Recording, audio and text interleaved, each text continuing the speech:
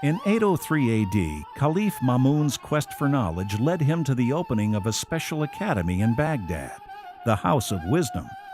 Its purpose was to translate the Greek documents into Arabic and further develop them into a science.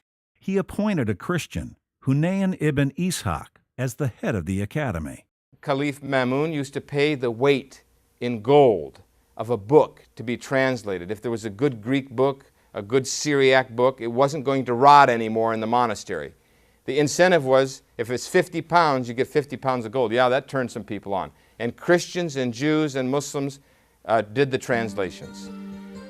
As well as the founding of the House of Wisdom in Baghdad, Caliph al-Mamun commissioned a staff of astronomers to test the findings of Ptolemy, the ancient Greek astronomer. He built an observatory in Al-Mosul, Iraq.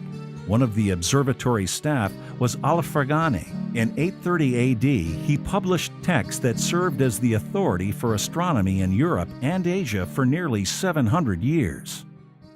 According to Gerard de Vaucouleurs in his book Discovery of the Universe, Al-Battani was a great astronomer and mathematician. He published an original Almagest and developed the science of trigonometry and introduced the sign. He also discovered the inequality in the moon's motion known as variation.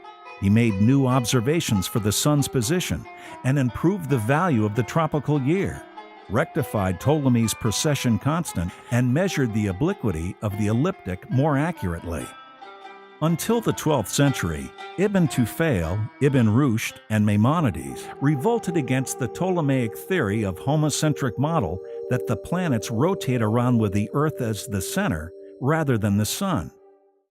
Judd G.A. in the book History of Civilization regarded Al-Jabr ibn Hayyan as the father of chemistry. He discovered as many as 19 elements and is credited with correct measurements of specific weights in the periodic table for these elements. He perfected chemical processes such as distillation, crystallization, and sublimation. He was the first to distill vinegar into acetic acid. He introduced the relative solubility and insolubility of substance in solutions, and was the first to use glass tubes and bottles on a large scale. The famed physician Ar-Razi was also a chemist.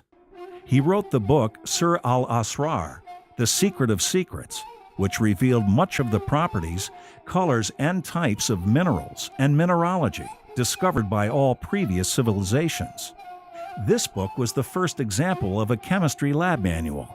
The chemicals he experimented with included nitric and sulfuric acid. His laboratory included burners, water baths, a hearth, a kiln, bellows, filters, ceramic dishes, flasks, and vials. All these devices are part of the modern lab. 4 centuries later, in the 13th century, Roger Bacon translated The Secret of Secrets into Latin with the title Secretum Secretum. One of the greatest contributions to science Muslims made to the world is the creation of mathematical science. Algebra, geometry, algorithm, and arithmetic are at the heart of every scientific and social aspect of life. Zero was used by the Hindu mathematicians for commerce, but not for algebra, not for surveying and for science. And it was the Muslims of the 9th century, Abul Wafa, Al-Khwarizmi, and others, who actually turned algebra into a science, added the zero, later on added decimals. They actually turned it into a science. The word algebra from Al-Jabr, the word arithmetic originates from Al-Khwarizmi, so does the word logarithm. There is hardly a single device, business entity, industry, or architecture built without the Arabic numerals, the decimal point, the sine and cosine, the ruler, and the compass, all of which are Islamic inventions.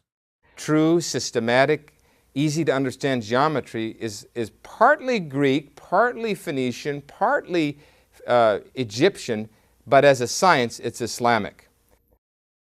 Ibn al-Haytham, who was also a physicist and astronomer, used his math genius for the development of optics. In his book, Book of Optics, he demonstrated the second law of refraction for the eyes and for the rainbow. He also described the functions of the eye, such as the connectives, iris, corona, and lens. He also shows the interrelation between the various parts. What happened was Euclid had some idea of the physics of the eye, but he was in error. Galen was in error. Al-Haytham said, no, let me look at their theories, and he changed he did experiments. The experiments proved that Galen and Euclid were in error, and he created the first correct theory for binocular vision. The Greeks said that the eye shoots photons out. Al-Haytham of Egypt said, no, the sun sends particles into the eye that gets transmitted into an image at the back of the brain. He was the inventor of optics, absolute. Ibn al-Haytham and his student Kamalu ad-Din teamed up making history again when they first observed the basis for the modern camera, the obscura phenomenon. The obscura phenomenon, defined by Webster's dictionary as dark chamber, usually is a cardboard with a tiny pinhole. This was the foundation for the camera. Another branch of Arab learning was medicine. Hospitals and pharmacies were developed by Muslims in the 8th and 9th centuries. The first hospital ever built was in Baghdad in 706. Wooten said that pharmacy was discovered and turned into a science by the Muslims of Spain, by the Muslims of Baghdad. They produced the first pharmacies. There were 80 pharmacies with licenses to practice pharmacy. They created distillation, calcination, sublimation. These are technical pharmacy terms. They created the ability to make drugs. They used alcohol by distilling it from grain into a purified form in surgery and to cauterize wounds, and also to take extracts of herbs. The early Muslim concept of the hospital became the prototype for the development of modern hospitals. The original hospital, in terms of a scientific hospital, is exclusively an Islamic production. It had a bit of a model in Persia. The Christian monks and so forth conducted a hospital, but turning it into a scientific institution with a botanical garden, with a nursing staff, with charts on each patient, with medical students in tow, with accurate record keeping, with scientific studies, taking 50 patients and testing half with a certain herb, half with something else, testing bloodletting to see if it really worked, for example, which Ar-Razi did and found it working for meningitis. That's exclusively an Islamic production. In fact, the hospitals were so popular for the Europeans that they would fake illness to get into the hospitals, the magnificent hospitals in Cordoba, in Cairo, and in Damascus. One of Europe's best medical schools in France was founded by Arab doctors.